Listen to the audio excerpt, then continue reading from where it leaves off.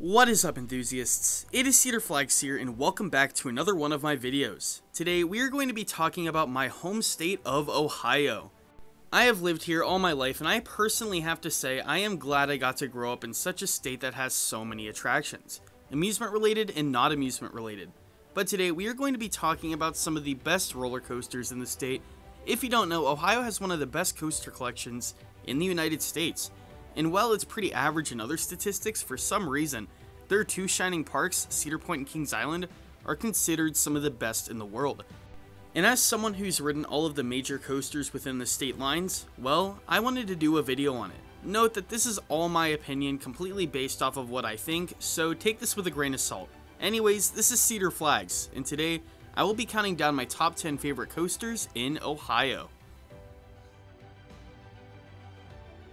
So yes, Cedar Point and Kings Island are going to be the only two parks featuring the top 10 coasters because all of the other parks in Ohio are either FECs with SPF spinners or just smaller amusement parks. So I wanted to give the Small Park Award, and this goes to Sea Dragon at the Columbus Zoo. It's a very historic coaster, it's kept up well, and it has a nice setting. Anyways, let's get to the real list.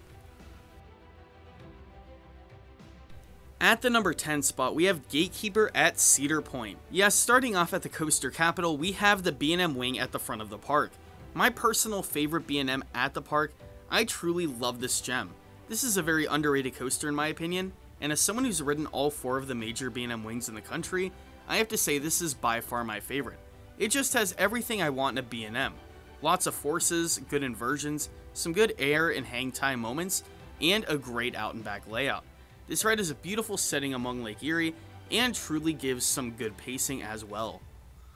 I see how people can prefer rides like Raptor at the park. Raptor is definitely a lot more snappy of a ride and has faster pacing, but I do like the mix of smooth, gentle ride and forceful B&M on Gatekeeper. If Gatekeeper was an invert, well, it would be Banshee. My number 9 spot is Banshee at Kings Island, and I have to say, I am a huge fan of this ride. This is my second favorite B&M invert, only behind Montu, and honestly, everything I said about Gatekeeper is basically applying for this coaster, but even better. The forces are greater, the pacing is faster, and oh my goodness, I love the setting of this ride. What I love about this ride is that you don't even reach the top speed at the first drop. There is a massive hill at the other side of the ride, so as the ride goes on, you gain more and more speed, and that's very rare on most rides. You start off with some great slow-paced inversions, but halfway through the ride you go into an insanely forceful pretzel knot and a low-to-the-ground loop, and I absolutely love these elements. I think these elements are one of my favorite sequences on any coaster ever.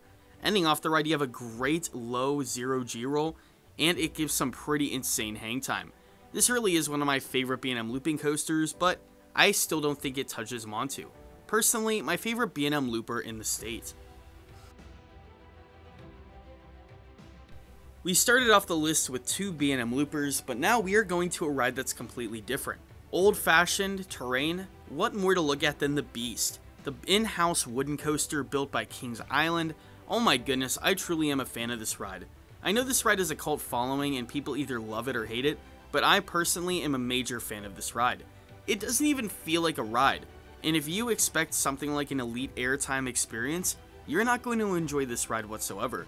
But if you're expecting just a fun trip out to the woods, yeah, you're gonna love the Beast. The Beast has a very, very long layout with two lift hills and the third longest coaster layout on the planet, and you are out there for a bit. And it really does feel like a journey, especially during the night rides in the front row. Now, I've only experienced the night rides in the front, and I really feel like the magic wouldn't be the same if I sat in any other row, so I really can't speak for how those are, but front row night rides are the holy grail of the Beast. At the number 7 spot, we have Mystic Timbers, the GCI Woody at Kings Island and the second newest coaster at the park. This is a very modern wooden coaster and my favorite wooden roller coaster in the state of Ohio. This is a very fast-paced coaster, starting off with that first drop, going to that left-hand turn, and then diving into the woods. You probably don't go more than 20 feet off the ground for the rest of the ride. You have very low-to-the-ground airtime moments, and while I do find this ride a little overrated, I could still appreciate how amazing this experience is. And like the Beast, a night ride is phenomenal, but for completely different reasons. On Night Out the Beast you get a great journey, but here the airtime is even more forceful and the ride feels a lot faster paced than before. If you go to Kings Island, make sure to ride this. It's very smooth, it's very fast paced, and it's definitely a ride that will leave you catching your breath. At the number 6 spot, we have Top Thrill Dragster at Cedar Point. What is more to say than insane? Now I know this ride's fate is kind of unknown right now, but I still wanted to put it on this list. Top Thrill Dragster is one of the most insane experiences, period. Now yes, this ride is only around 20 seconds long, but that doesn't keep it from being a world-class experience. You start off waiting for that launch, and honestly, that is the most heart-racing part, just sitting there, waiting for the cable to drag you at over 100 miles an hour, and red, yellow, green, once that green light goes, you are zooming. And this launch is personally my favorite element on any roller coaster I've ever experienced. There is nothing on any other coaster that really compares to the feeling.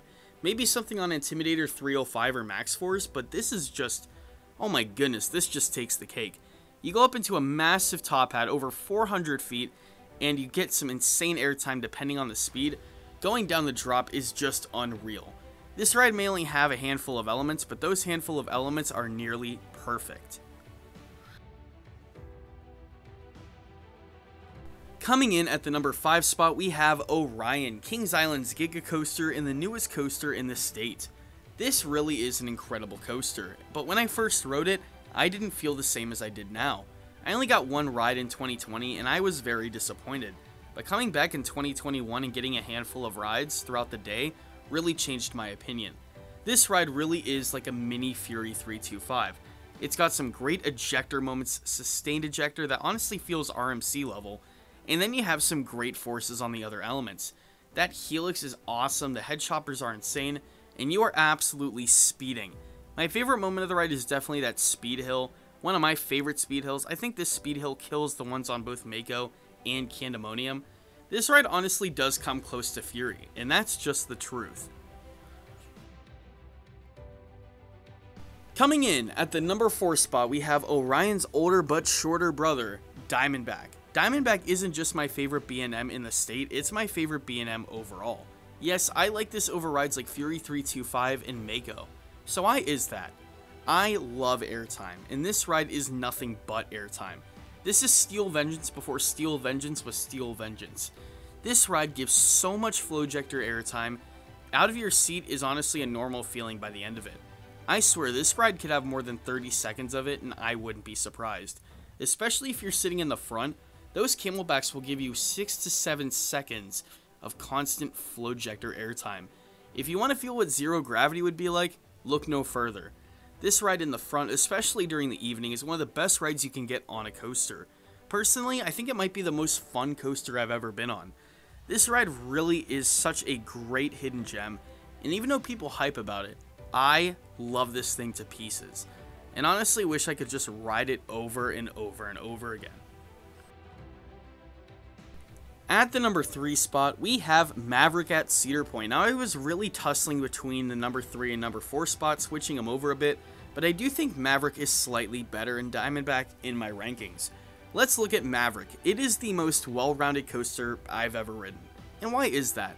Maverick has launches. Maverick has positive Gs, negative Gs, it has the length, it has the theming, it has the diversity, it has the setting, and it has some insane night rides. My favorite night rides in the state. Sorry, Beast. Maverick truly is the full package, and I know a lot of people that think it's the best coaster in the world, and I could see why. This ride really has everything. Starting off with the scary 95-degree drop that leads into very forceful elements, this ride is some of the best airtime and positive Gs I have ever experienced. And once you get off the ride, you want to get right back on. This is one of the few rides, including Top Thrill Dragster, that you go onto that brake run and just think, what on earth just happened every single time. This ride doesn't lose pacing, it is constant non-stop action from start to finish, and this ride is never a bore. Coming in at the number 2 spot, we have the one, the only Millennium Force at Cedar Point. Millennium Force is one of my favorite coasters of all time and easily my favorite Giga. Once again, I'm sorry Fury. I love this ride, and on a good day, It really is the perfect package for a Giga. First off, you have that incredible setting, and this setting truly is one of the most underrated settings of any coaster I've ever been on. That first drop looking over Lake Erie is menacing. In that overbank turn right after the first drop, if you get a good day, you will black out. Not unconscious, but on I-305 when you lose all your vision, yeah, you're going to get that same feeling here, especially in the back row. Those airtime moments can be a hit or miss, but that airtime moment that's low to the ground before the final turnaround is one of the great airtime moments I've been on. It is right next to the queue, so you can just see the guests roaring past you at probably around 60-70 miles an hour. This ride feels like an eternity, but it is a great eternity.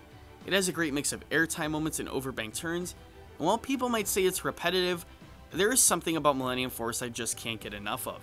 It has great tunnels, it has great interaction with the water, and the setting of this ride, like I said, is second to none. For the number 1 spot, I wanted to include a coaster that has a little bit of everything. The fun factor of Millennium Force and Beast, the night rides of Beast, the well-rounded package of Maverick, the forceful elements of Banshee, and the airtime of Diamondback. With that, you get Steel Vengeance, the 2018 RMC Hyper Hybrid at Cedar Point. Yes, this is a popular pick, but for a good reason. This ride has some of the best airtime moments on the planet. Starting off with that amazing first drop, you are in for an insane ride. If you're a fan of Ejector, this is the holy grail of coasters for you. Unlike Diamondback, this coaster makes you pop out of your seat in more ways than one. You're going straight up, sideways, slantways, upside down with some hang time moments, low to the ground, high above the ground, in the supports, up in the sky, double downs, double ups, everything you could possibly imagine. This coaster flings you in every way, and in the words of Airtime Thrills, this is airtime nirvana.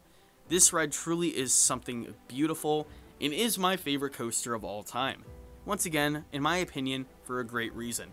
This is one of the few rides where you could look at it and say that almost every element is a bit different from the other, even though that they are all airtime moments. Think of an airtime moment, it's probably on this ride. You have a wave turn for crying out loud.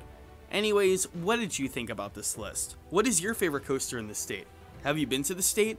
Let me know down in the comments below, and this is Cedar Flags. I will see you all later.